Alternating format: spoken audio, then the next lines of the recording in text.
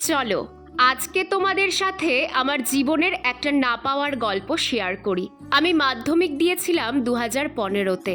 আর জানো, আমি মাধ্যমিকের আগে স্টুডেন্ট হিসেবে খুব একটা ভালো ছিলাম না, বলতে কোনো লজ্জা নেই।